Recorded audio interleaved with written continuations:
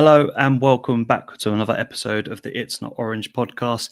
If football is an escape, Blackpool fans must think they're in an endless maze with no exit as they get absolutely destroyed by Reading and humbled by Harrogate last night in a 4-2 defeat, which we didn't think could get any more embarrassing. Well, in fact, it can. We're here to discuss both games, the squad, and where we go from here. Is it the end of the end, or is it going to get better? Who knows? But to add some light to those subject is first and foremost. Hoggy, how you doing, buddy? I don't know. Is probably the answer, Tom. I don't know. You asked, is it the end of the end? I don't want to go all Mick McCarthy and say it can't get any worse, can it? But Blackpool FC hold my beer vibes. Here we go. Yeah.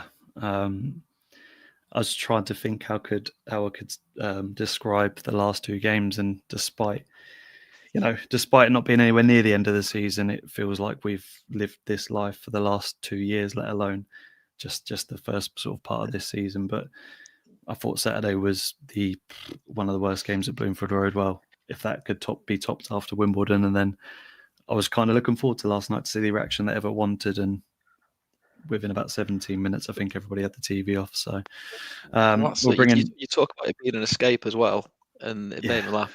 Blackpool FC kick a man when he's down, but if you asked our lot to kick us when we're down, we're probably all right because we probably end up missing, won't we? Let's be honest. So, Martin, good evening, mate. How are you? Yeah, I'm great. Yeah, everything but the football. I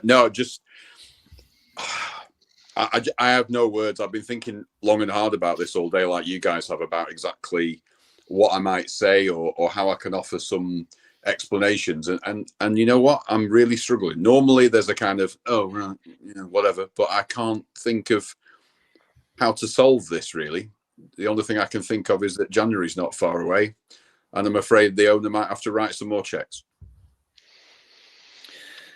Yeah, I think we'll get on to the overall squad, and where we go from here, as I've said previously. But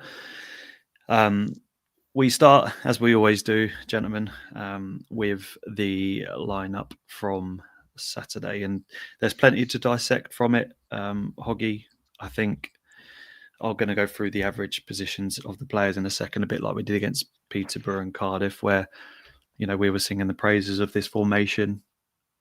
However, we talk about lineups, we talk about Evatt's beliefs in being attacker, and we talk about them fighting for the ball, etc. I think we made a couple of changes in both, Lyons and Coulson coming in. But I ask the question again. I know it's his system, but is there any need to go with a back three at home first and foremost? And is there any need to play Brown, Evans, and Honeyman? Because I'll come on to it in a minute.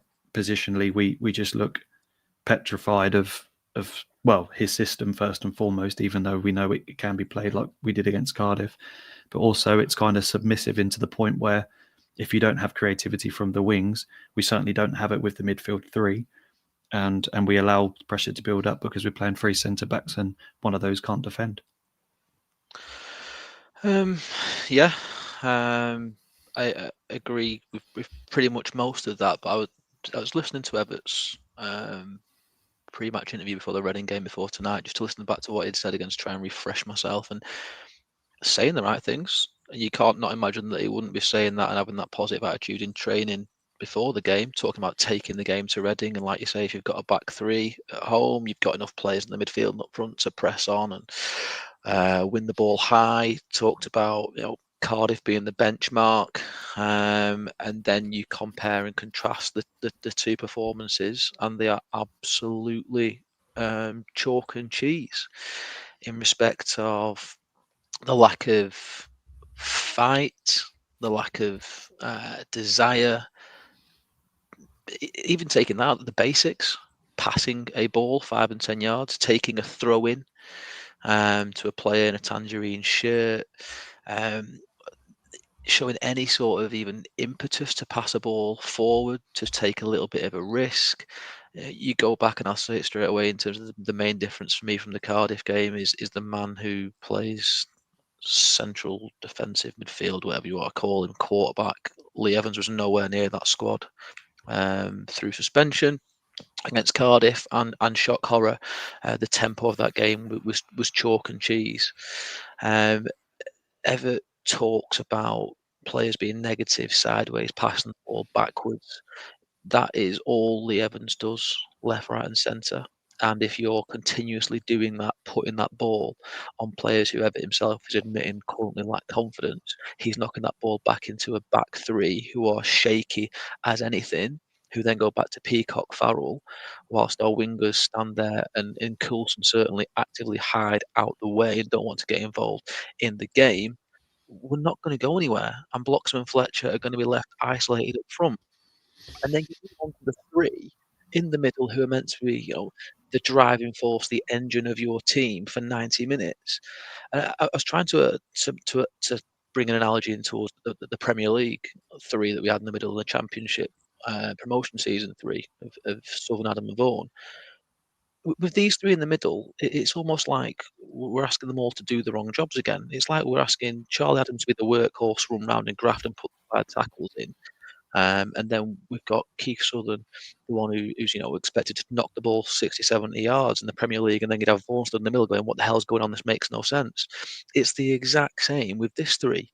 You've got Evans thinking he's some sort of fantastic quarterback when he spends most of his game actively hiding out the way behind the referee, trying to avoid all ball where possible, unless there's a simple 10-yard pass sideways or backwards, or if we get a free kick, then suddenly he'll sprint and appear out of nowhere, like a bloody, some out of a wizard's sleeve. Go, wow, kapow, I'm here! I can take a free kick 10 yards very quickly. He takes it quickly back into the back three. The back three then look in front of them, and we've got a man missing in the midfield. Our midfield then outnumbered. So naturally, we then go backwards to Peacock Farrell and lump it forward again aimlessly, and we rinse and repeat. It's absolutely ridiculous. So you're left with Brown then trying to make runs in behind and out wide for a ball that Coulson's never going to make, because when he does get the ball, he dribbles forward 10 yards, turns round, avoids a space, sprints back to where he's come from and knocks it back 20 yards, back to Casey, who then goes invertedly to Horsfall, Peacock Farrell, and rinse and repeat. It's absolutely crazy. And Honeyman is then the one that's left in the middle looking around going, I've got 60, 70 yards to try and cover here in this middle of the pitch on my own, and I'm looking like a moron. And that will continue to happen with these three playing as we are. If you want to change it up, in my opinion, you completely take Evans out of that position. You drop Brown and Honeyman in front of the back three to add protection, and you play someone, whether it be Banks, whether it be Hanson, or whatever's available at the minute, who've got a bit of technical ability to at least try and link up with the strikers or the people out wide who you choose to play in that position. And you simply have a 5-on-5 scenario. Because everything's going to change from this back three or 3-5-2, and I don't mind it, but something has to give, because then after the game, I know I'm going further into the rest of the game that we've not looked at in detail yet. Evatt starts talking about looking at ourselves, asking ourselves questions, etc. It simply isn't happening as we've seen last night. So yeah, the lineup was great on Saturday. I was really looking forward to the game against Reading. Was really excited. That concludes today's podcast, ladies and gents. Thanks for getting involved in the I think, Hoggy, I can't disagree with anything you've said. I think if we're going to analyse the performance, I think you've just summed it up, and we'll talk about individual moments in the squad in a second. But Martin, it goes back to Hoggy's point, and despite Evatt saying it leaves a lot up front to score goals, and that did work against Cardiff, but we already alluded to the fact that there was creativity in the middle with Bowler. Yeah. It feels like at the moment the only caveat I can bring in there is, what have they been working on in training? If this is what they were setting up, like, how on earth do we look the same, if not worse, as when our predecessor Bruce was in charge? Because the players have given him absolutely nothing on the pitch, and I don't really know what the detail has gone into after his first sort of few games with us. Obviously looked potentially like we were going to start really driving forward, and the players had a bit of heart and dedication about us, but we've kind of regressed again, and it's a chore to watch Blackpool Football Club at the moment. It is. There just seems to be a running theme that we just don't respond very well to setbacks. I think if you look at the Cardiff game, we started off very well, and obviously there's personnel reasons for that as well. And we got on the front foot, and I think we saw a team that was playing a high line, that fancied a game of football, and we're quite happy to kind of engage that way. And we saw some value in that. But the first 20 minutes against Reading, we didn't play too badly, but then as soon as there's a setback, we capitulate, and that's a mentality problem. But Hoggy's absolutely right. The midfield is the crux of everything. It is literally. I mean, it's all right. We talk about a solid defence, but the midfield is where everything is won and lost in football, isn't it? Especially these days in modern football. And our midfield is appalling. It's absolutely appalling. It's never been addressed that there is not a leader in that midfield who breaks up play, who wins the ball and gives it, as I call it, giving it to the footballers. I thought Jordan Brown was that kind of player, but he isn't. Or at least he's not doing it for us. He's not that kind of player. They need a sort of ball-winning sort of, in old money from Football Manager, like an anchor, a midfield anchor or CDM, whatever you want to call it. We don't possess one. We don't possess, we've not had this properly since Dougal and Stewart in the Critchley Mark 1 era, have we? We've just sleptwalked through this problem, and it's never been addressed. And that's got to come down to recruitment. I know we'll talk about that later, and I'm not going to start slagging recruitment off because we're all pretty much on board with it. But it's obvious now that we don't have what we need to be able to build a strong platform and a base to be able to win games consistently enough. I think, like I say, Cardiff fancied the game. They were attacking. They were a bit gung-ho in a way, and I think we like that. But against anybody who sits in deep, we're knackered from the start. Especially if we go a goal down, forget it. Absolutely forget it. And it's concerning. It's concerning. It must be the first thing that he addresses in January, along with left-sided wing-back. Priority. Got to be priority. Yeah, let's take a moment. Good evening, Tony. Good evening, Nathan. Hope you're well, mate. As Hoggy already said at the start, it would be half-assed if they did kick us when they were down. Evening, Mark. Hope you're well, mate. Evening, BFC 442. That formation. Christmas is coming. Santa never brings any points. Yeah, absolutely. Big Dog Walker usually spot on in the comments. No one seems to be playing for the badge. Lots of different comments we'll get onto. But Hoggy, I want to show. I said to you at the start of the show, I want to show you the average positions of the starting 11. If I just take that off the screen, you look at the back five. You see Lyons in quite a forward position. And we'll talk about the early chances for him and Coulson in a second. But Lyons playing quite far up the field. But if you have a look at number 14, where number 11 is, there's your front two. Coulson obviously keeping a fairly good shape as a wing back with the back three there. You'd argue a fairly good shape, but then you look at the midfield three, the average positions of those guys. I don't know the best way to really describe it, but the fact you're playing three defensive midfielders, there's no one really in advanced position. They're all kind of playing side by side, and as you've said, both Honeyman and Brown kind of had to nip at left wing back to try and interplay between Coulson, but really there's no one, as Marta said, anchoring the midfield, and Redden had it pretty easy in the middle of the park. Once, if you ever look at theirs, a bit more dynamic into the midfield, they put further forward and overload us a little bit more, and they used their wing backs to match up, so the wingers to match up ours. But obviously they got in behind because their wingers were actually creative and showed Heckway a good time, I suppose. But how do you feel about those average positions and and the way sort of Evatt is set up? I don't know if he has set up like that. I mean, he can't be asking Bloxham to literally hide out the way, which ironically, his number isn't on the pitch, and he might as well not have been on Saturday. Lyons, he's probably one of the only players who I would give a bit of credit to on Saturday. I didn't think his performance was that bad. He's committed. He put himself about. Yes, his quality when it mattered was lacking, but that's the same for 11 out of 11 players most weeks at the minute for us, unfortunately. But the fact that all our best chances seem to be appearing to fall to him, whether they be headers in the box or going around the back post, shows that he's at least willing to try and commit and get on the end of things. Again, So, sorry to interrupt, he's being brave against Orient. Obviously, the 2 headers were arguably sitters. Obviously, stifled wide of the post on a couple of occasions, and then the first chance on Saturday with a half decent ball across the box. Obviously, bounces up in front of his foot and rifles it over. It was as a defender's finish, so to speak. But he showed in the Championship season, and when he's in the team now, he's being very brave.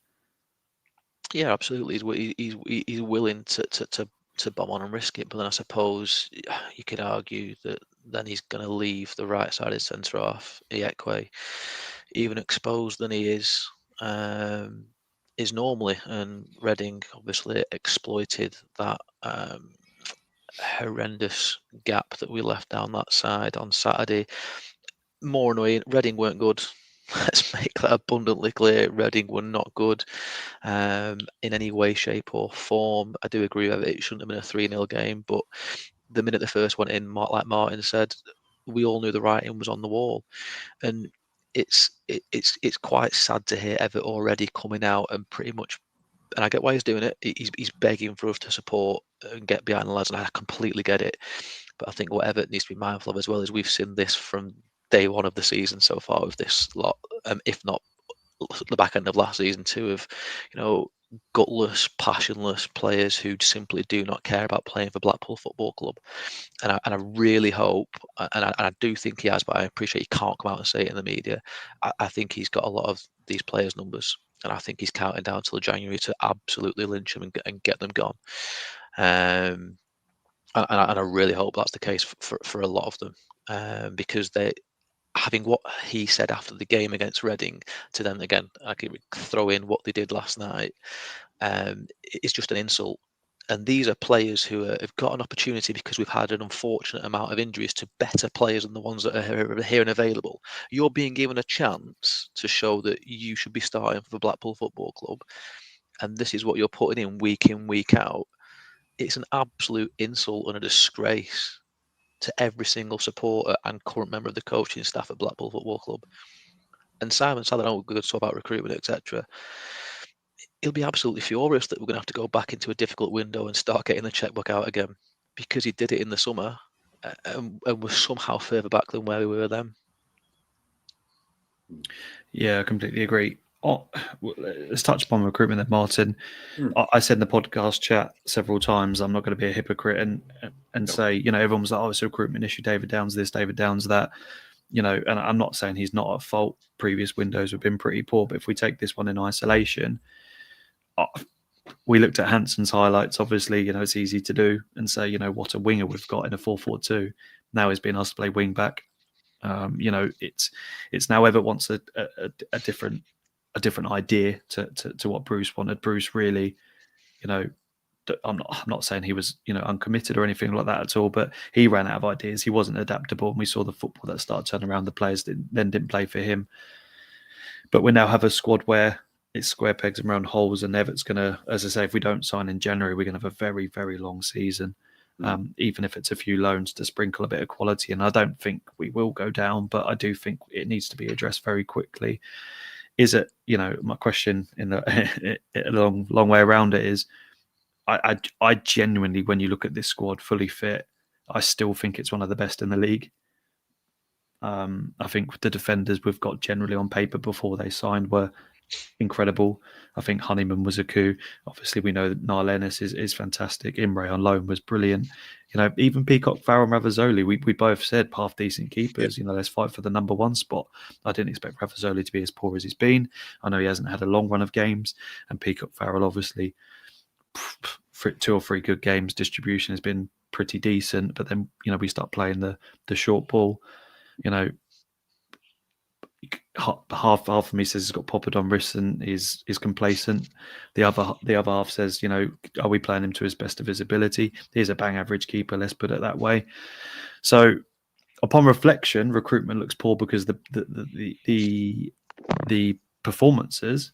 But in the summer, I genuinely don't think there was even 20, 30 fans I can find on social media that said we had a poor window.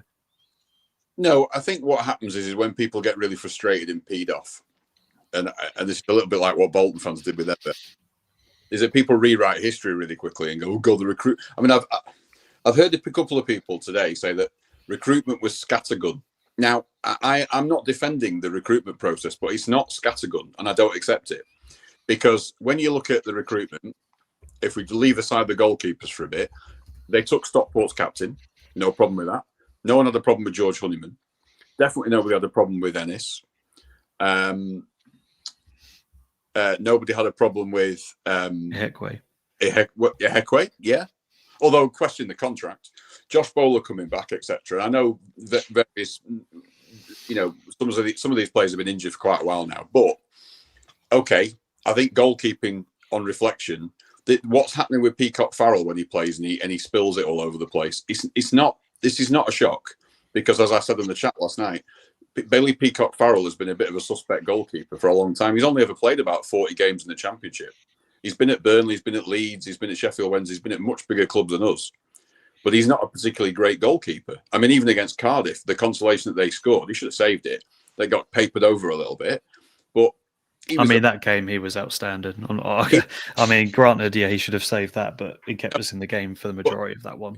Outstanding, and then let one bounce off you. Because if he could have been outstanding and kept it at 0-0, and then we lost 1-0 to that goal, the guy's a bit of a liability. His understudy's even worse.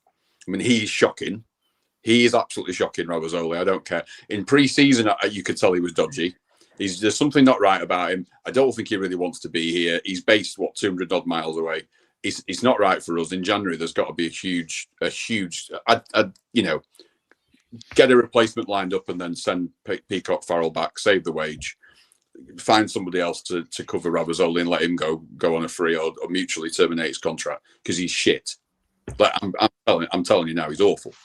But no, recruitment's not been that bad, but some of these players have badly let themselves down, haven't they? They've badly let themselves down.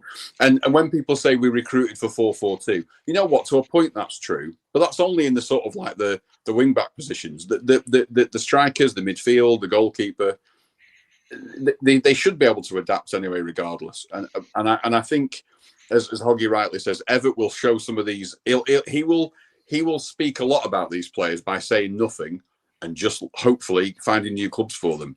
That's the biggest kind of statement you can make about these guys. Is just shunt a lot of them off if you can, if you can find takers for them. Lee Evans is a technically good footballer, but I genuinely don't think he wants to play for Blackpool because he looks miserable. Do you not think he looks? Even with the change of manager, his demeanour is just. He's a bit of an enigma, isn't he? Because he had the most created chances in the Football League and Premier League under the first tenure of Bruce. He looked an outstanding player. He looked like that sort of player that can create chances and play. And to be fair, he did it with Fletcher, didn't he, for Coulson's opportunity on Saturday. He played that little ping over the top, not a hard ball, don't get me wrong, but it created an opportunity, and I'd like to see more of that.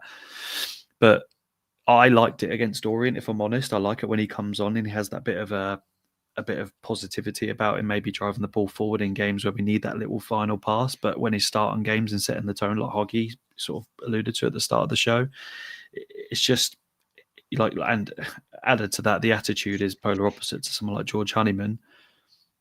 It's I don't care whether he plays for us again, and I don't have any affiliation with 3/4 of this squad. There's a few players that I really like, and I do genuinely believe they do care about the club. But systemically, we've got a problem. It's now been since Neil Critchley, second time around, where we probably have 2 or 3 players we can really relate to and really love. That's 3.5, 4 years of, or 2.5, 3 years, 3 seasons of really just trying to love Blackpool again, isn't it? And we always love our club, but you've got to love those players on the pitch. And I said after full time yesterday, it sounds really stupid, maybe pathetic to say, but I'm really sad about the club at the moment because we all are, aren't we? We all, like you can't relate really to David Downs and Julian Winter. I think Julian Winter's an absolute, there's a reason why it's an absolute melt, and he doesn't get the club. And ever since that comment about the young fans, etc. But systemically, we haven't got anyone inside the club, and maybe Evatt and Craney are that now. But Dobby doesn't seem to have a real punch within the team, and Sadler's the owner that loves the club, and he got the checkbook out. But there is something systemically wrong that I don't really know. Is it Sadler? I don't know. Is it someone like Julian Winter? Is it really his advisors? I don't really know. But we seem to just plod along, and now we're plodding really into some fucking danger because, worse teams, teams better than us have gone down to League Two. And we're sleepwalking into the abyss, really. And we just haven't got the players. And I think there's only so much Evatt will be able to do with this squad. Yeah. And will we ever get all the injuries back? Imre could come back, then Fletcher could pull a hammy. Do you know what I mean? In the ideal world, all these players are fit, right? But you name me one League One, Championship or Premier League side that has all their players available at every stage of the season. Yeah, I think you know what the thing as well, and I'm not offering excuses, but the bare facts are that we've played the last 2 months with one striker. We only have one fit striker at the club because the other two are out injured. And I don't care who you are, that's really, really difficult. Now, by the way, I'm not offering the players a ready-made excuse. It's more for Evatt that really, and again, I think Evatt deserves our support. He's been in the job 6 weeks, for God's sake, and I don't think anyone on here is calling in particular. But you've got one striker, and he's streaky. When you look at a game and you're like last night, for instance, they're losing. He's streaky, but his 10 goal contributions already in a very limited side this campaign. You think he's built from last season. When they're losing 3-2 or like at home on Saturday against 2-0, against Reading, you're losing 2-0. Most normal clubs or squads can look at the bench and go, we've got a forward or two we can bring on and make a real difference. Go get us a goal. We don't have anyone like that. The only option we've potentially got is to use Butterworth out of the youth team. But there is some reason why the coaching staff have looked at him and gone, no, he's not quite ready.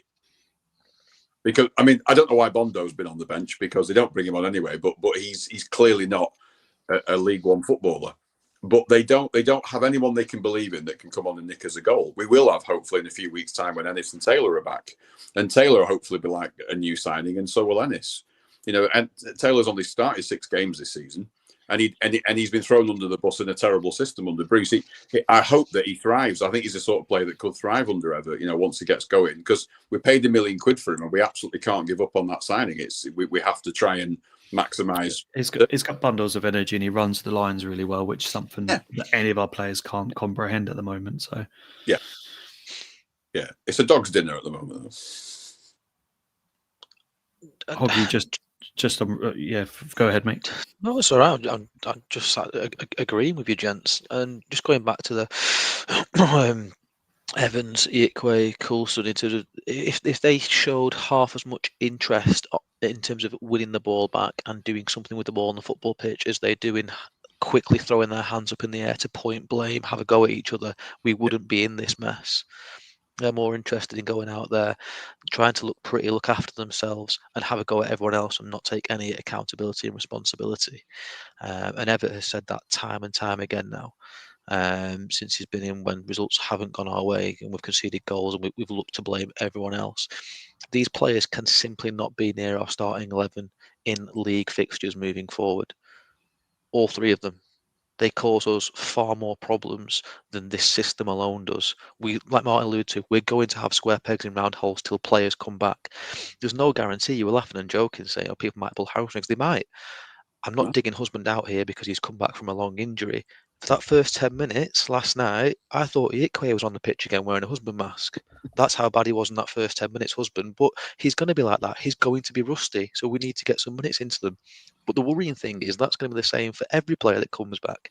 Ennis, Taylor, Imre.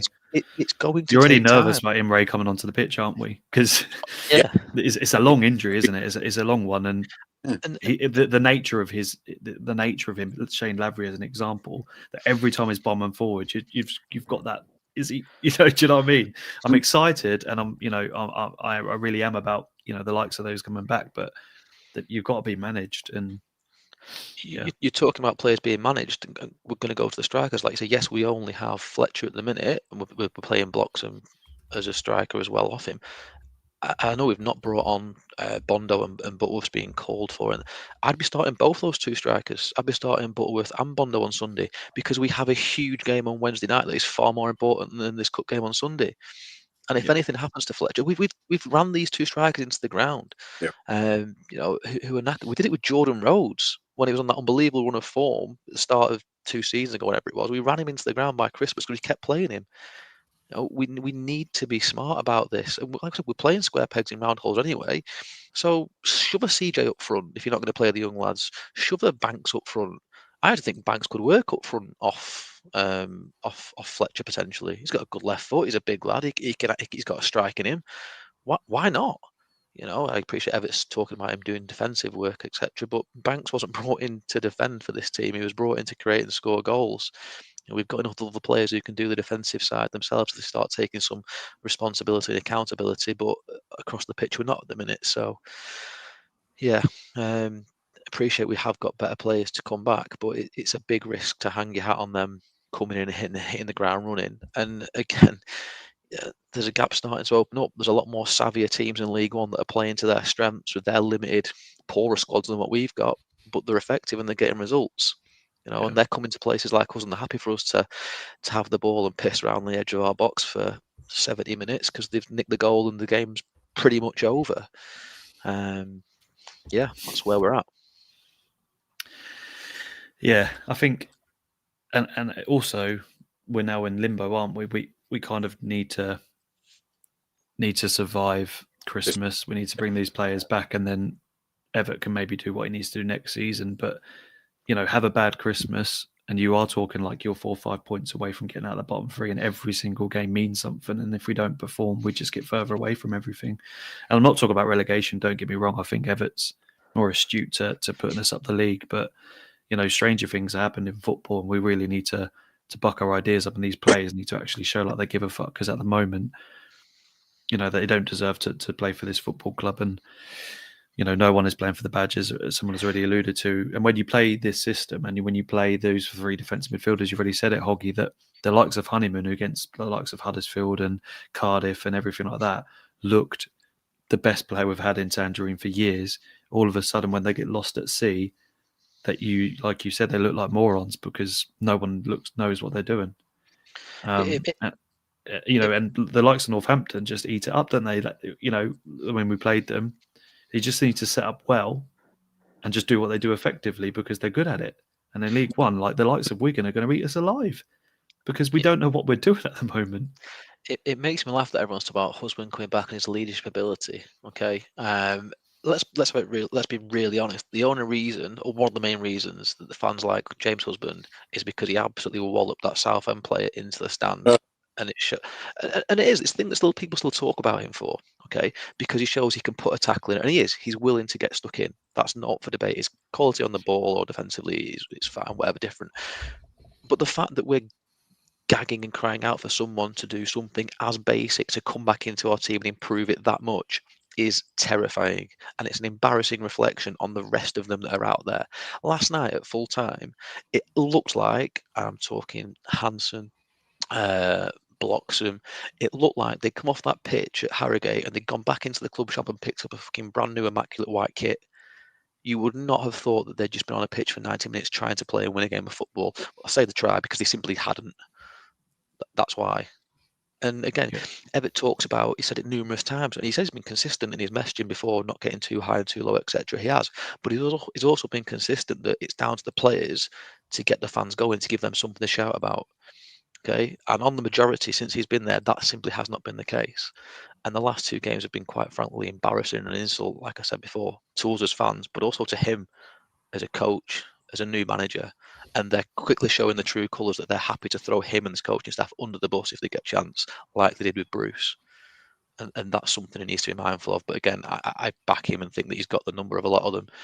So unfortunately, I think we're just going to have to suck it and see. I think we're very lucky that we've had 2 cup games coming up.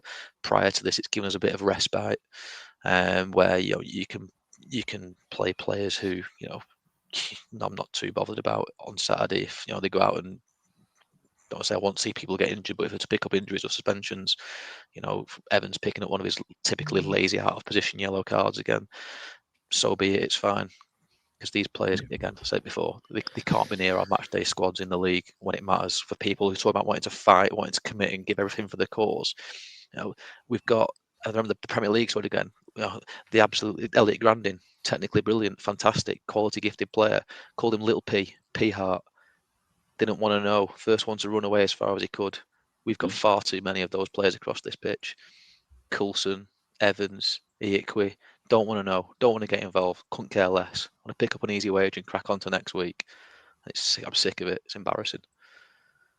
Yeah, spot on. Mark said, Martin, Hubby's the only captain because he's been there the longest. No way he's in the dressing room having to go and smashing things up. And we saw that in League One as well, didn't we? Obviously in League One last season when, he was somewhat of a leader, but we didn't have any leaders on the pitch under Critchley. We didn't really have any leaders with Bruce.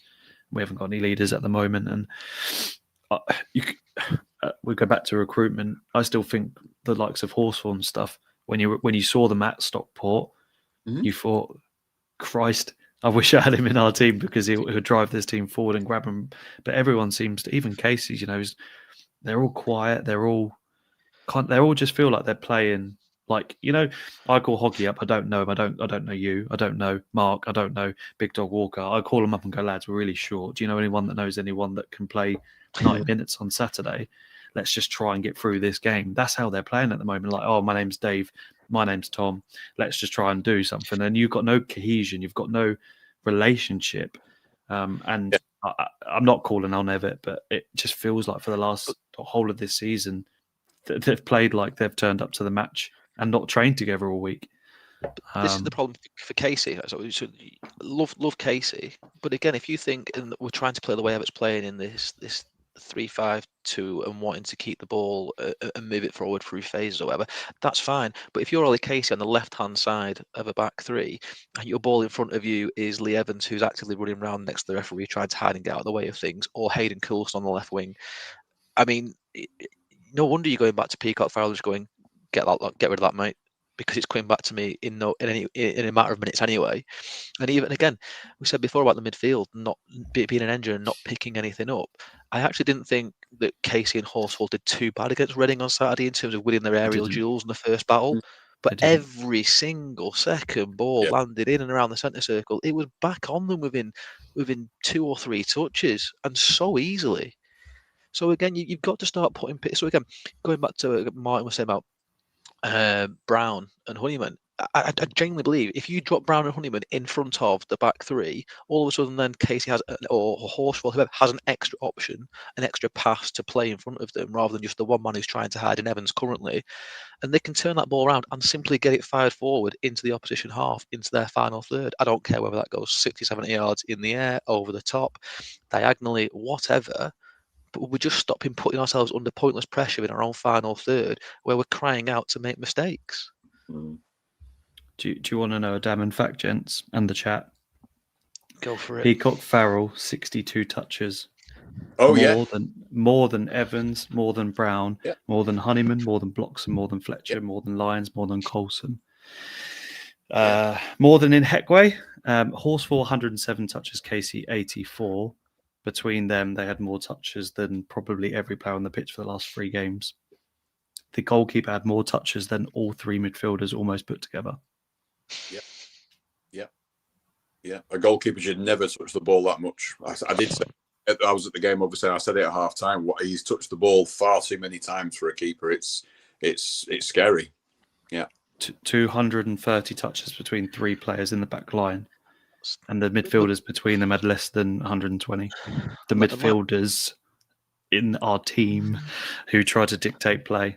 So it's like Martin highlighted. Mess.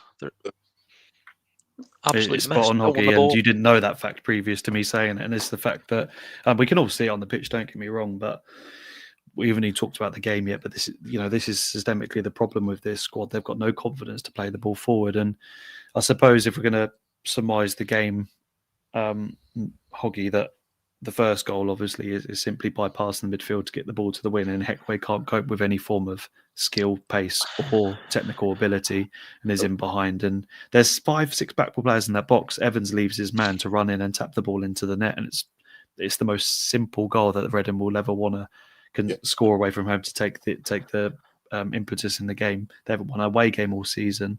They've been horrific away from home. And if we're going to give a team confidence in our home, that's the way to do it, isn't it? 2 passes and you're in.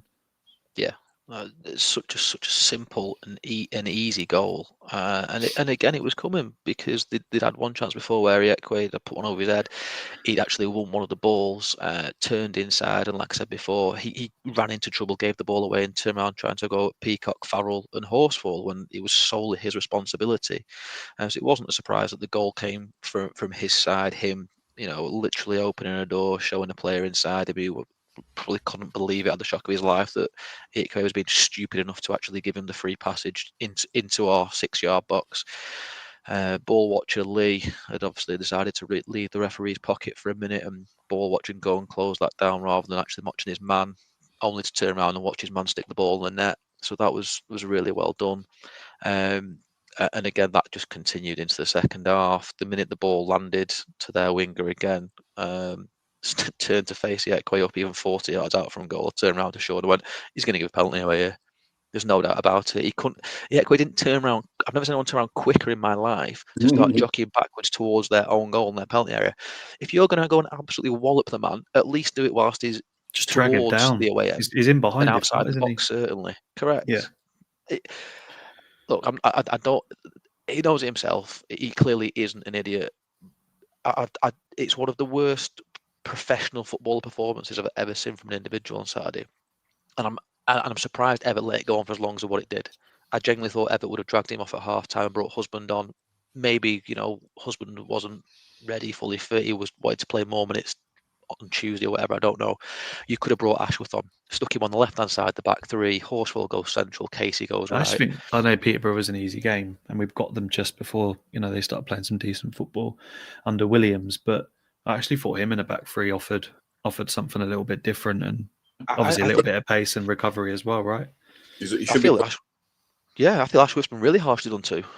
He got scapegoated at Orient, in my opinion. Hamilton rightly got dragged off against Orient at half time. He was unreal against Wickham. Do you remember as well? He got man of the match and then got taken off. Then they scored. Well, because again, we were talking about why people like Husband. Ashworth gets stuck in. He puts a tackle in.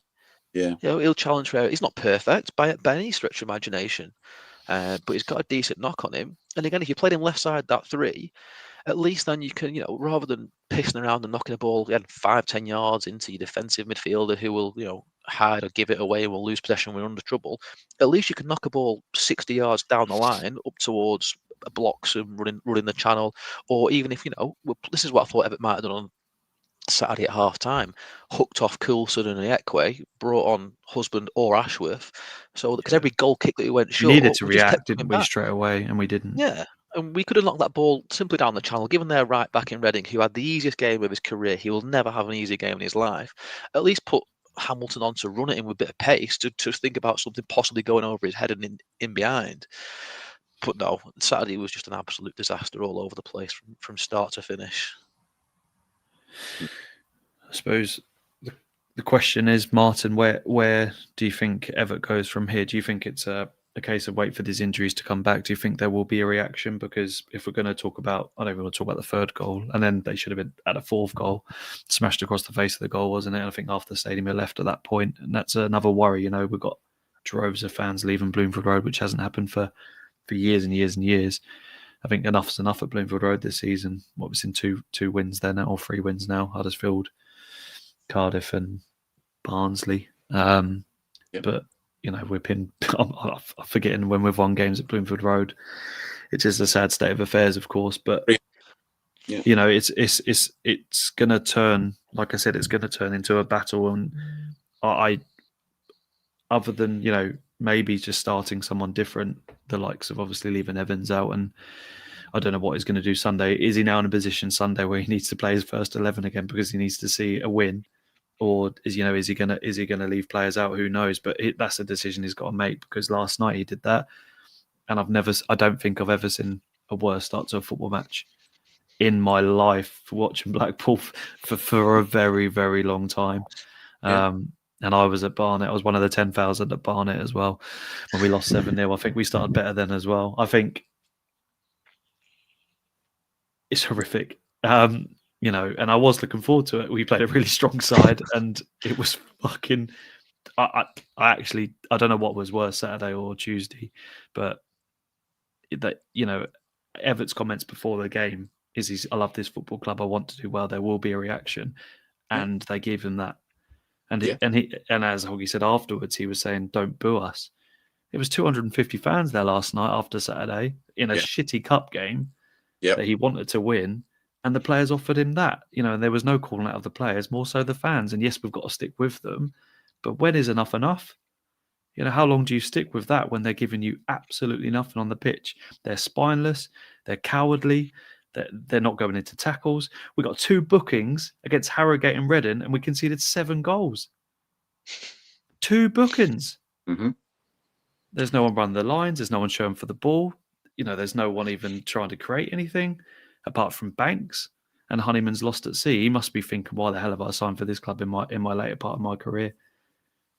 I haven't got any answers. I don't have a script for this podcast, mate, because I don't know. I don't know where it goes from here because he hasn't got much choice, has he? Because of the injuries, he hasn't got much choice, but he can make subtle changes like play Ashworth, don't play Evans. Just play competent players in their positions. And he thinks Banks can't do the defensive work, but he takes Banks off, and Bowler's not there. Bowler can play a number 10, but Banks can't apparently. Did he watch Peterborough? Did he watch Tranmere? In the box, he was absolutely incredible. The goal against Peterborough technically is unbelievable, cutting inside, curling it in. I dream to have a player like that again. And we had that in Apter, sold him, we've replaced him with Banks, and then we don't do it. You know what I mean? I mean, Apter didn't score loads, but someone have a bit of bite about them. And he wants to do well. He wants to get forward. Instead, just play it to Coulson. He will touch the ball 3 times, turn around and give it back to the defenders again. We've got nothing on the pitch. So just play a player there that can have the freedom of Bloomfield Road and try to do something. And now we're waiting for Imre to come back. He will do the defensive work, but he will show, running up and down that wing like Banks would, what we need on those wings. Yeah. He hasn't got any choice. Like, he's going to have to play almost the first team again. Maybe put Bondo on, but Carlo will eat us alive. They're one of the greatest strikers in football at the moment, playing for them, scoring goals for fun. And they'll be positionally great. They've got, a good manager that knows what he's doing. They'll set up just to win the game, and there'll be, 3,500 away fans. It's going to be more than home fans. So what's Sunday going to bring? Live on TNT. Then we've got to go to Rotherham. It's going to snowball, excuse the pun, at Christmas, into a dogfight, and we've got a bunch of puppies playing for us. So where does he go? Is the answer, Martin? Because I don't have the answer. Look, we know that Evatt in the past has been very fiery, pulled out his players at Bolton. He doesn't want to do that. He is trying to turn over a new leaf, but he must be absolutely boiling. Let's be honest, right? Regardless of who he played last night. Yeah, I'm moaning at Evatt here, by the way. Just a caveat: if you come for me on X or whatever, I'm not moaning at all. No. About Evatt, but I'm just saying he's got nothing in his armory now, has he? And no, he hasn't. But the players are showing F all for him. Do you know what I mean? He wants to be able to call them out, and he may well have done it privately, but I suspect he probably hasn't, because he's literally got to rely. I mean, imagine relying on them. It's like relying on your internet connection, mate. It's just I know. But it's all right. But yes, he's got to publicly kind of, like last night, and I thought his interview was quite telling. Really, he parked the first 15 minutes and went basically like us, what the hell? He enjoyed the second half, apparently. But this was the daft thing about that game, is that the second half, they Blackpool played as if they were about 2 or 3-0 up and just went, right, okay, we'll just control it, we'll knock it. And they created loads of chances. And he's probably right. The stupid thing is that they probably should have won the game. By the way, they deserve no credit for that whatsoever, because it's fucking Harrogate at the end of the day. But so he's trying to look at that and go, see, you can do it like you did it against Cardiff, but how the hell do you set up and start like they did? Is no manager can ever legislate for it. But I think he's got to be kinder than he wants to be, because he has to rely on these people to somehow up the performance, pick up a few results, wait, as he keeps saying, for the cavalry to come over the hill. And then in January, hopefully, him and the owner must have had a conversation before he took the job about January. He's probably said, listen, I know you've had to buy players, Simon. I know you've had to spend a lot of money for a team in this league, but you have to realise that no manager can confidently set about even half a season without any players that you've chosen yourself, because how many of these would ever have signed if he'd have been in charge in the summer? A few of them probably, maybe but 2. Maybe 2 or 3. No, but yeah, he needs to. to ridiculously put an arm around them, even though they don't deserve it. To just kind of, I mean, we need to pick up 3 or 4 wins in December, don't we, to have a sniff? Because if we're to lose every game, it'd be a disaster. He needs to beat the likes of Doncaster at home, and he needs to go to Wigan and try and get something in Rotherham, etc. The Carlisle game, the only thing I'm concerned about from a pride point of view is that they're bringing a hell of a lot of fans. It's on TV, and I really don't want us to be embarrassed. I don't. I'm not really bothered now about the Virtue Trophy. I think it probably is in this instance a situation we don't need. But the FA Cup, you know what? Considering how shit it's been, it'd be nice to actually get through to the next round for the fans, never mind the team. But I get what Hoggy was saying at the start that. Well, they won't deserve to go to Everton and enjoy those experiences because they might fight because they might fight because they're playing against a Premier League squad, but they're not up for it if we play Northampton away. Do you know what I mean? No. Aside from Bruce and Evatt, they should want to play football and win. They've got no mentality, as Hoggy said, is picking up a wage and then go on to next season. I get that we do as fans, and we probably deserve a good draw if we get there in the 3rd round. But the reality is that we end up going away to fucking Plymouth or Ipswich. And get Ipswich should be good for me. That's very true. Yeah. But yeah, again, just going back to why did they start so poor that first 15 minutes? Yeah, Everton probably was right. They were feeling a bit sorry for themselves. You could also probably argue that half of them were possibly still pissed up from their Christmas do outing on Sunday that they all had together. I hope they all had a great time. And rewarding your manager with that kind of performance on a Tuesday will definitely have gone down well. So yeah, there's probably another part to that that's rightfully pissed off Everton. I'm all for going out and having a good time and team bonding, but if you're playing hard, you better be damn sure you're working hard as well, and it's clear to see we're absolutely not doing that in any way, shape, or form. Just on that, Hoggy, though, we spoke about Cardiff. We spoke about their the performance. I know Cardiff made it a little bit easier with their high line and so on and so forth, but it was a very good performance. But Evatt spoke about his beliefs, his non-negotiables, just what he believes in.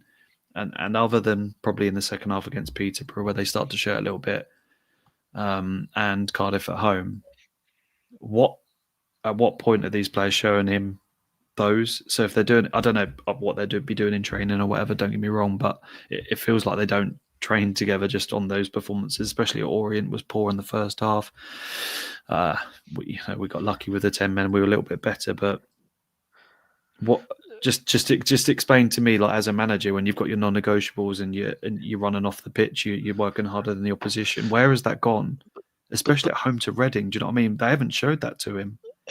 They're not doing that, and again, and I was saying it's to take the piss, but also be deadly serious at the same time.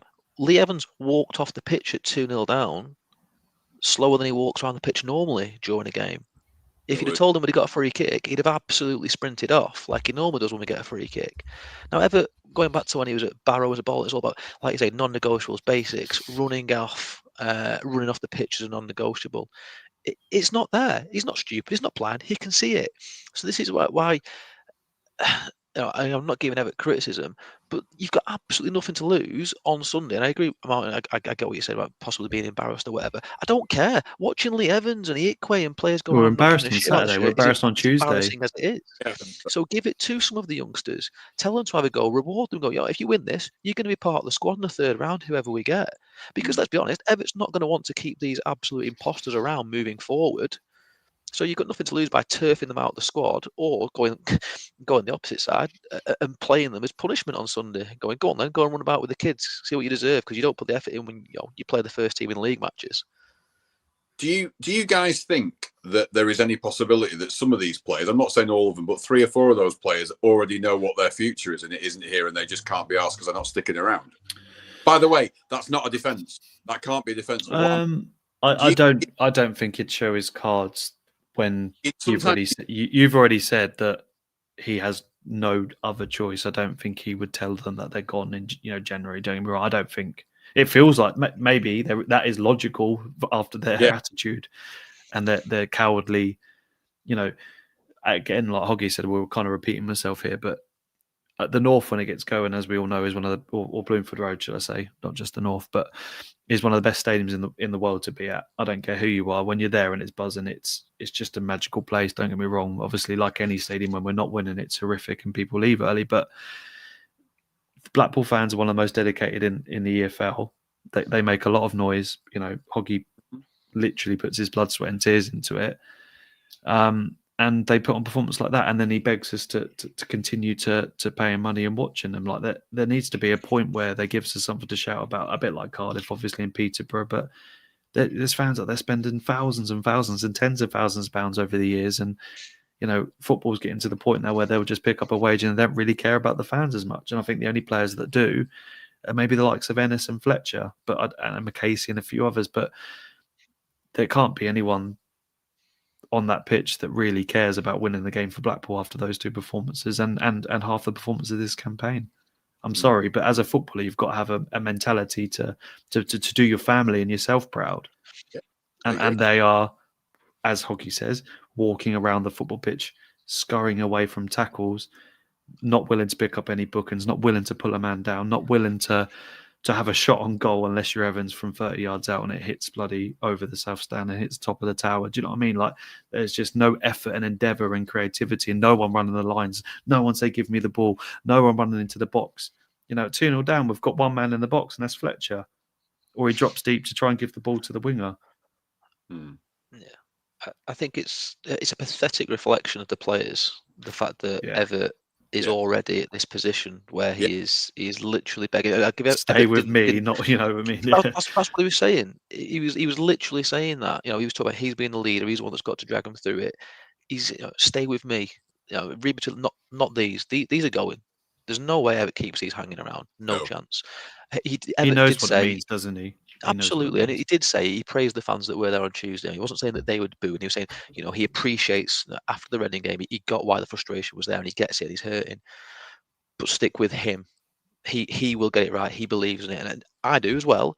But he knows, like Martin's alluded to, his hands are tied for the next month or so, which is a massive period for us. Any points we get is a bonus, because we know, you mentioned in the chat, you said 3 or 4 wins in December. I don't think we've had 3 or 4 wins in the last 10 Decembers put together, to be fair. No, we are historically horrendous at Christmas. You know, yeah. But we at least we need some home games, don't we? We need to win. We need to win. We need to win against Reading at home, really, don't we? Yeah, yes, we do. Yeah, that's gone. So yeah. But the likes of Doncaster, they're fighting, and you know they are down there, but they're down there through, you know, effort, endeavour, and probably lack of quality. That the effort and endeavour will get a goal against Blackpool, and they'll go, oh my God, we can score a goal. Let's just go and do it again and again and again. And Blackpool players just put their heads down and not fight for the badge. And until the players really show that they can do that, then you know we're in trouble. That League Two is a genuine possibility, because every team in League One, if you're resilient, organised, and they've got a manager that really cares, I'm not saying Evatt doesn't, but they will have luck again. They will have quality against us to score goals. It won't be a case of on paper we've got a better team, so we're going to win this 3-0. You know, unless we apply that ability, we'll get results like Northampton, we'll get results like Reading, and Doncaster 1-0 at Bloomfield Road really isn't going to be a surprise. No, we're however, not against like to Burton, if Hamilton squares the ball to blocks and we go 1-0 up, this sort of team will go on to score 2 or 3 goals and maybe have some vibrancy about them. But you know, as soon as Jake Beasley puts that header in, you know for a fact that we're going to really struggle to create any form of chances other than Coulson and Lyons, Hoggy, and maybe blocks him on the 48th, 49th minute when he tried to chip the ball over the goal and we got a corner. From the 15 shots, I think 3 of those are on target. 4 of those are on target. Yeah. Where I don't know. We need Ennis and the likes of them back, but they ain't going to play 90 minutes for the next 30 games, are they? So no. But we said before. Sorry, go on, mine. Get in front. We just need to get in front in more games. We need to have better starts. But that's appalling. If we concede, we're basically going to lose. That's the way I feel at the moment. But that's what bad teams do, though. But you can't expect 90 minutes from bad teams. You've got to take your chances. Like you said, against Burton, they had an opportunity. Fucking take it, because if you don't, you know what's coming. We are not going to be creating 10 chances a game right now. That's a sad indictment on the players, but this is survival. This is moments football. This is taking your moments and keeping him out of the other end. But we don't start well enough because, again, part of that is because we've literally got one forward on the pitch. So when Ennis and Taylor come back and they play, even if you get 50 minutes out of them, we need to hope that they've scored. That's it. And yeah, and our midfield's such a mess at the minute. There's very little support up top all the time. Again, how many times do we clear a ball into our box and it's picked up in the final third by their midfielder or their winger? How many times do we do it when we're attacking? How many times do we pick up that second ball around their box and put it back in and cause chaos? We don't, because we simply don't know where we are as a midfield unit at all. Again, going back to, like Mark said, it's about fighting, it's about scrapping, it's about showing that we care. And I know it was under Dobby, but when we brought Theo Upton against Wickham, what was the first thing he did? He ran on the pitch and he absolutely clobbered someone, and the fans loved it. Yeah, we will get behind that every single day of the week. We're not stupid. We're not naive. We don't ask for tons as Blackpool fans. Yeah, we will turn on players. I said it when Evatt got the job.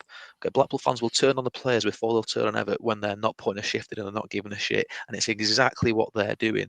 They're treating us like absolute mugs, and it's an insult. So they deserve all the criticism they get. And yes, I agree, it isn't helping, but it's also not going to be called out because it's not acceptable. No. So to play the players, the young lads like Upton, okay, and yeah, they might not be technically as good, they might not be as gifted, and they might go on to lose. But if they're putting the effort in, we'll applaud that. Against Tranmere, we saw that, didn't we? Was Tranmere after Peterborough? I can't remember. No, Tranmere was about 3 weeks ago, wasn't it? It was just after. It was after Cardiff, wasn't it? Yeah, after Cardiff. But you saw you saw Upton and the likes of them playing the ball between each other and really like trying to take Evatt's message, didn't we? And then like Orient was a bit of a weird game, but like I said, I think we're victims, Hoggy, of obviously seeing the same thing over and over again because of the limitations we've got on the squad. But if you take Carlisle out of the equation against Rotherham, what I suppose the question is, what do we do? Do you make two, 3 changes and keep Bloxham and Fletcher? Do you play Ashworth, drop a Heckway? Do you bring Husband in for a Heckway and then go with the same wing backs?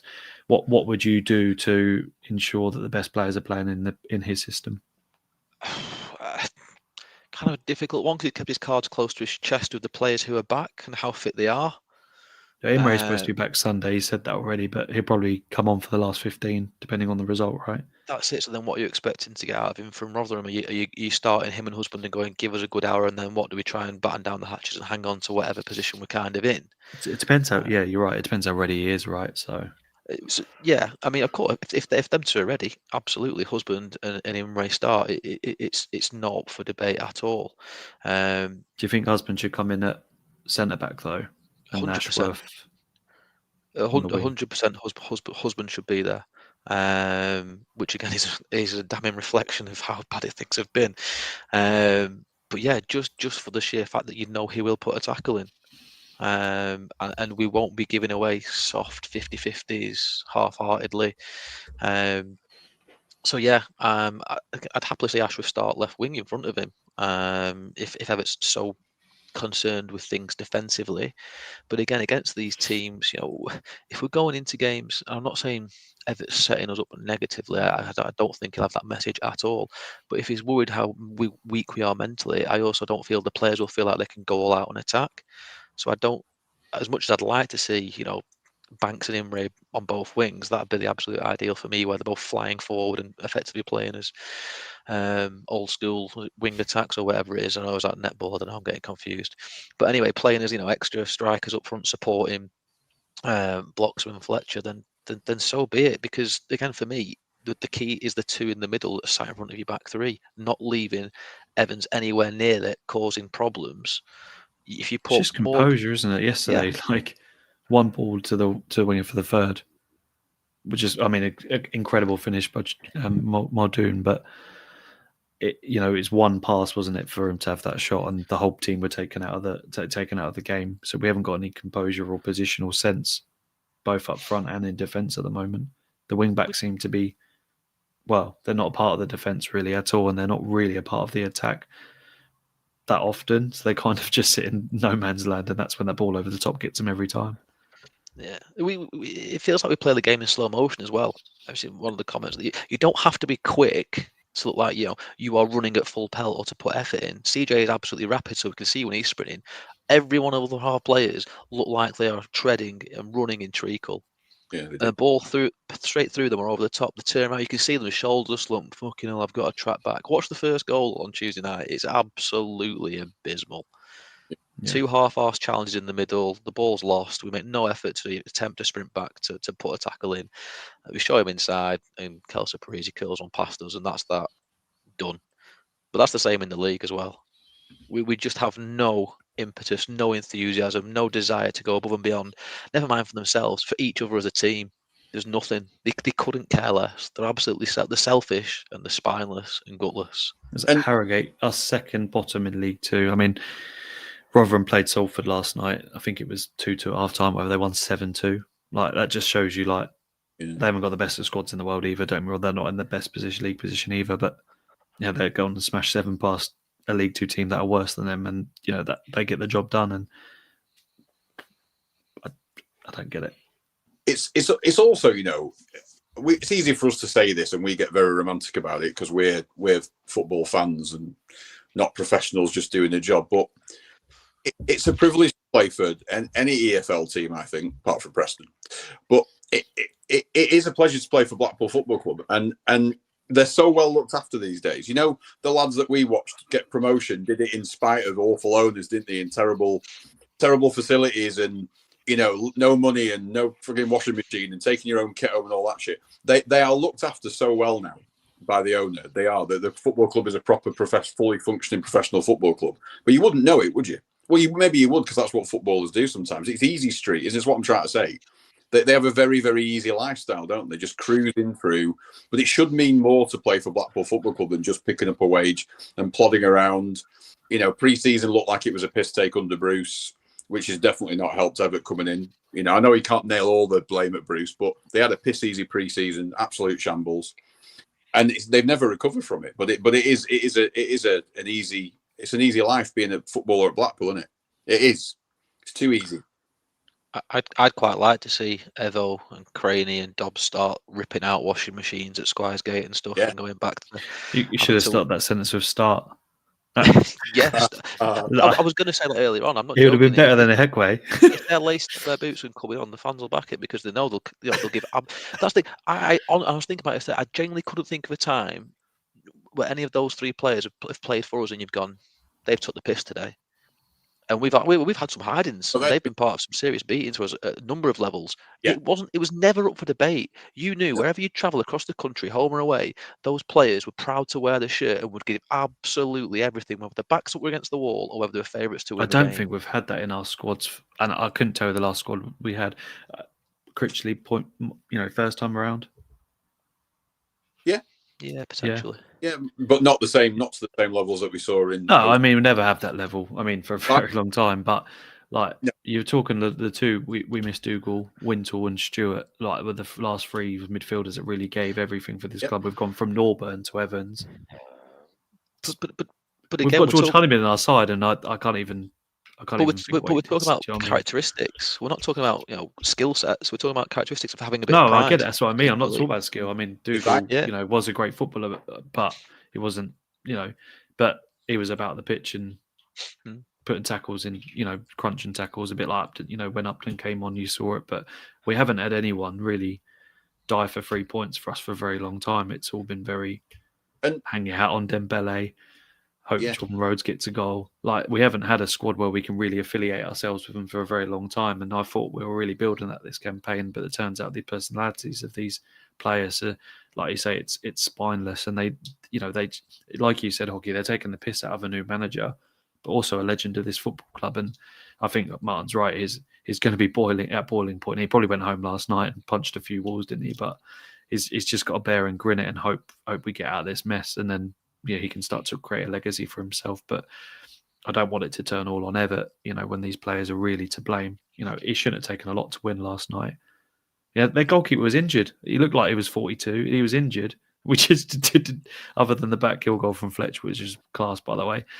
We didn't test him at all. That's cheating, though. They had a goalkeeper, we didn't, so that's not fair. Yeah. Right. what else is there to say?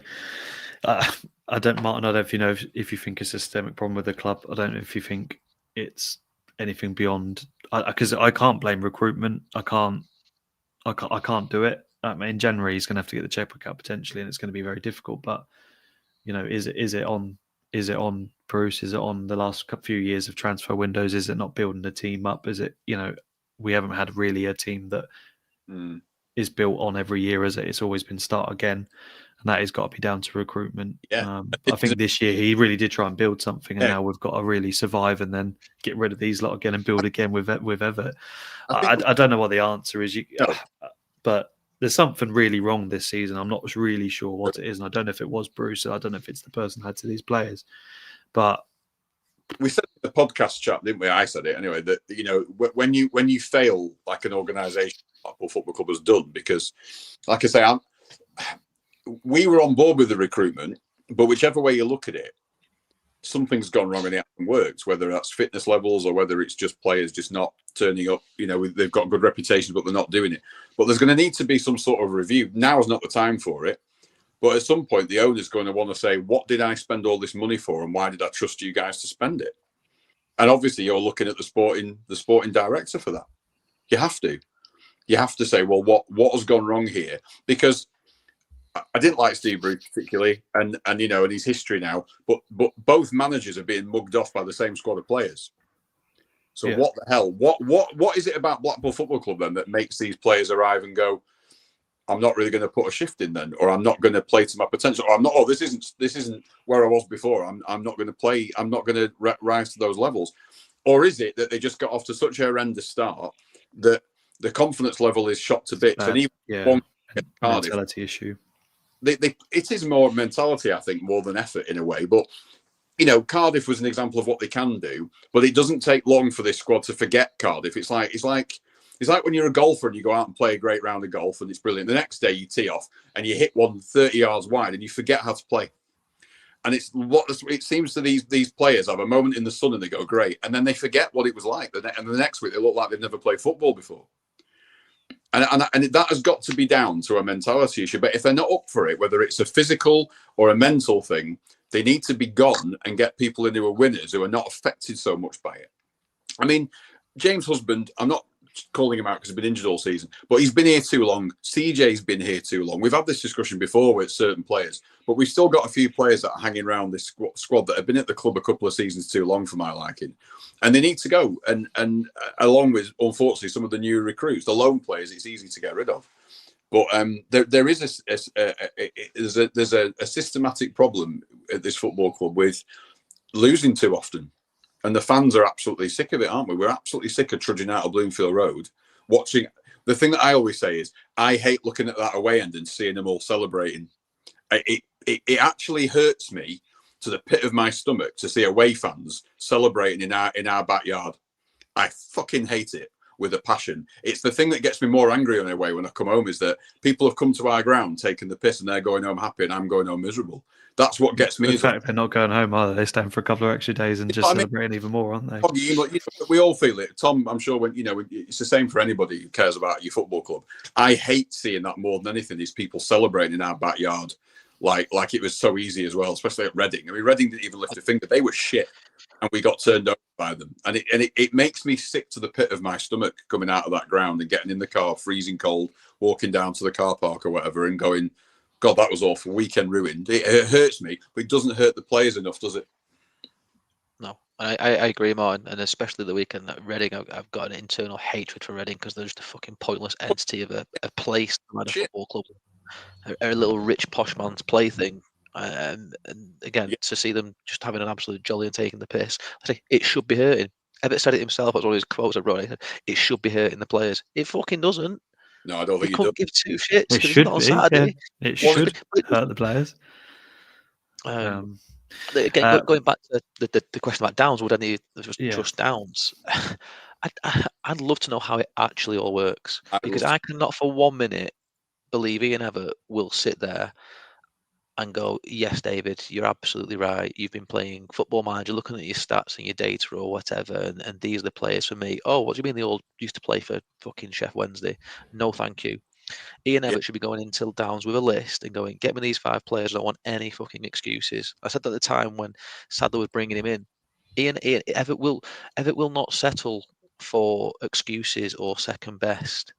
And we gave Bruce a bit of a knocking, but Bruce has kind of alluded to it since he's left, saying that the recruitment let him down somewhat. Of course, we'll never really know, but something is clearly not right in our setup off the pitch, including Downs and Winter, and it needs addressing. And I do agree, Martin. January is not the time for Sadler to be doing it, unless he simply is willing to hand over all footballing responsibilities to Evatt if Evatt wants it. But that's a lot of pressure on him for a guy who's going to be realistically mid-relegation scrap. But Evatt will know who he wants. And we simply have to go and get him. And Sadler will be fuming about that because, like we said, Sadler has spent good money in the summer. So to be having to do it again in what is a notoriously difficult window where prices are extortionate, it's going to cost him a couple of his horses, unfortunately, that he's having a good run with at the minute. But that's when you need to sit down at the end of the season with Downs and Winter and go, what are you two playing? What are you two bringing to the table? Because currently we're worse off than when Sadler took us over. And he won't like that. No, he talks about legacy of being a custodian. He doesn't want to leave it in a worse place. Well, currently on the pitch, it is. Obviously, Downs played a massive part in getting Bruce here. And I do genuinely believe that whenever Downs identified a player and they ran it past Bruce, I've just got a gut feeling that Bruce went, yeah, okay, great, no problem. And trusted him to go along with it because they know each other. I think Evatt worked with someone else, didn't he, at Bolton for quite a while. He was in charge of recruitment. I don't think he's there now. He left when Evatt went. But I don't believe, like you say, that Evatt's just going to say, David Downs is going to say, got these guys lined up. Yeah, okay. Then Evatt will want to be so hands-on because he cares. And he's not going to let some number cruncher sit in an office and pick his team for him. He's just not going to have that. And there must be something where he's had the discussion and said to Simon Sadler, that can't, by the way, I need to be hands-on because I don't believe it's all of a sudden going to get to January the 1st and they're going to go, oh, you're not happy with that, Ian? It must have been before he took the job. And apparently the discussions were quite long and protracted. And that was, I'm led to believe it was part of it. From something it wasn't not part of it. You don't go into a new job after 9 months and go, I don't care who you sign. It's going to be a talking point, isn't it? Yeah, we know we're in the relegation zone. He knows what he's taken on, so he knows what he's got to do to turn this around, and it isn't with a bunch of these spineless cowards, basically. So he needs to get a tune out of some players that are bang average, and he did that at Barrow. They weren't in the EFL for years, and he got them playing like Barcelona as they were aptly named. And I do believe he can do it with us, but the players need to look at themselves in the mirror and say, am I doing my son proud? Am I doing my wife proud? Am I doing my partner proud? Am I doing my family proud? Because if I gave my family 10 tickets to Bloomfield Road as a Heckway and then came off the pitch and had a drink with them on Saturday, I wouldn't be able to look them in the eye. And I mean, it's pathetic. I'd rather Hoggy play, honestly. I'd rather you play, Martin. Yeah. It's utterly embarrassing. I'd rather Kornilenko come back, if I'm honest. What do you mean? We don't have any saleable. I just can't. They are awful. We could. And they need a long, hard look at themselves.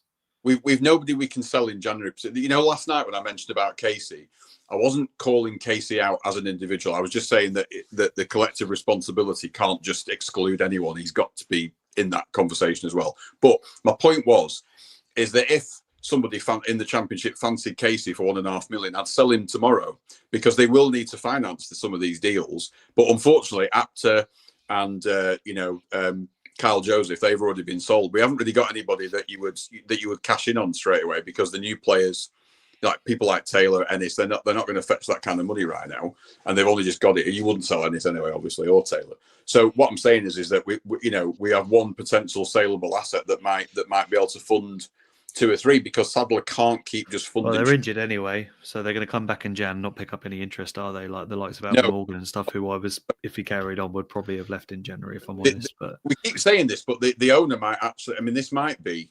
I keep saying it every window. It might be the biggest window the club's ever had because every week. But on the back of one, they've just splurged cash, and now he's got to do it again. If he doesn't want to be playing Fleetwood, I think it would take 2 or 3, a couple of loan signings and maybe a couple of perms max. But I don't think it would take a lot to survive, and I don't think he will spend a lot. My gut feeling is he shouldn't need to either.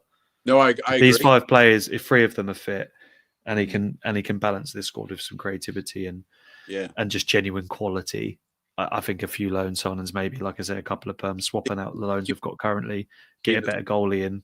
I think we'll be okay, but it'll be the summer where Evatt really wants to get us promoted, and maybe build some momentum at the latter end of this season. That will be his biggest window. But just adding in terms of future saleable assets, Saturday's your only time left to do it this season.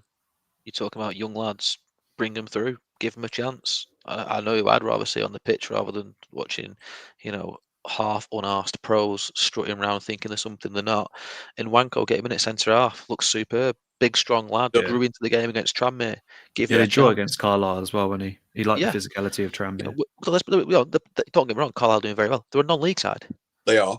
They're a non-league side. And if these lads that are coming through are expected to do anything for us next year and become future assets like Apter, then you've got to be able to put a performance in, and we know they will in terms of work rate. Their ability, their technical skills might not be there at the minute, but that'll develop.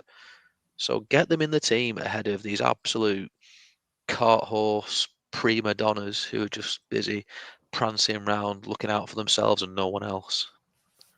Yeah, Carlisle are not world beaters. They struggled to beat Eastleigh the other week. I know everyone's a bit terrified of playing Carlisle, but this is how far we've gone down, isn't it? We're terrified of playing it. I'm not terrified of playing Carlisle. I just think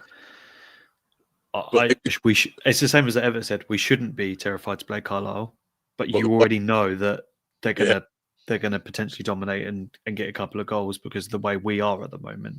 So it's up to Evatt to instill that into the players, and it's up to the players to give them the reaction they deserve. And like we've already repeated, if they don't do that, it just emphasises the attitude and mentality that Evatt's not going to want to see. And I, for one, like I said, will never blame him unless he, starts making the same mistakes and playing a three-man midfield like that every week. But I think with the quality coming back, we'll be okay. But the season, I don't want to say the question, can't go on like this. But the performances can't go on like this because there's only a matter of how many times he can say, "Please stick with me," because the fans won't. I'm going to call it pod, gents. Hoggy, any closing thoughts before we end the podcast? No, not really. From a purely selfish point of view, I'd quite like to see us lose to Carlisle so we can all have a good birthday weekend piss up at Wimbledon. But the way the season's been going and what I think of the current squad, they beat Cardiff 5-0 last night. the squad will somehow pull out a result and we'll beat Carlisle and we'll end up ruining my birthday weekend as well at some horrible hellhole in the arse end of nowhere. So yeah, get the kids out on Sunday will be my message ever. See what they've got. You've got absolutely nothing to lose, only things to gain. Martin, over to you. I've just gone online and ordered Hoggy a Lee Evans purple third kit. Thank you. With a Heckway away shirt. There was some, and you have to wear it for 45 minutes on Saturday. There was a comment on someone put on yesterday. No, two comments. One from Saturday said, "I stayed for the 90 minutes to avoid the traffic." And the second one last night, the Blackpool club tweeted, "Warming up," and someone commented on the post, "So was my engine after 17 minutes."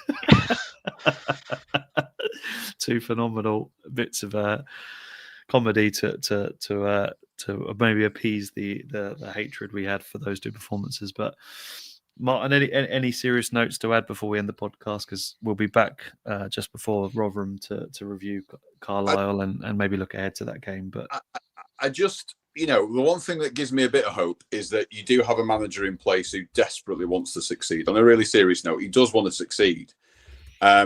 It's very difficult because it's like in a lot of jobs, you're only as good as the staff with you or the team around you. And his staff are good, but his team is not. I just hope that the fans do read that message like we've all done tonight and said, you know what, he is basically saying, please stick with me because I will make this better. But what he's really saying is, I'm not sure if I'm taking many of these along with me for the ride. So we just have to be patient and dig in and just hope that we get enough points on the board to kind of come out in January with a fighting chance of not being embarrassed and ending up at Colchester next season, which geographically would be good for you, Tom. But apart from that, They might go up the way they're playing at the moment, mate. So, someone said at least you got a local game next year. I said no, they'll swap places with me, and that'll just be my luck out of everything. But no, I just hope that the fans don't turn on everyone, because it is counterproductive. As much as we hate that team right now, we need to somehow stick with them. But the only way that will really happen is by them turning performances into something you can believe in, really, innit? So you just got to keep the faith, although I don't have much left right now. Yeah, we're feeling pretty low, but I appreciate the therapy session, gents. I don't know how many fans are going on Saturday. If you go, and hopefully you enjoy the game, but Hoggy, I can't see many more than 3,500 going, so it's going to be half and half. I'd prefer people to rock up on Sunday rather than Saturday, although Saturday probably would be easier viewing. It got moved, didn't it? It got moved. Sorry. Yeah, if they're bringing 3,500, there's not going to be too many home support other than that, especially after Harrogate. No, it's a massive. Carlisle do travel very well. It's a horrific location to live in if you're a football club. So to them, this is a huge game. Boys are cracking out in the 90s and the 2000s against Carlisle. They always bring a great support, and it'll be, But I just wish we could give them. I just hope we give them a game. I was going to say there's no doubt about it. It's a potential banana skin. Carlisle could lose this game to the underdogs. You never know. Absolutely. On that note, gents, Hoggy, thank you for joining us. We've put more effort into that 125 minutes than the players did on Saturday. So at least we stuck it out. Absolutely. I'd rather rewatch this than rewatching the Reading game like I did the other day. Thanks again, Hoggy. Pleasure, mate. Anytime. Martin, thank you as always, buddy. Cheers. All the best to anyone going to the game on Sunday, me included. But Sandrine Army, as Tony says, we have faith in the gaffer. Let's fingers crossed he can turn this around. But from all of us at the It's Not Orange podcast, we'll be back after the Carlisle game and just before the Rotherham game to look back at it, and fingers crossed to look forward to another away day where we hope to pick up 3 points. But we'll see you again very soon.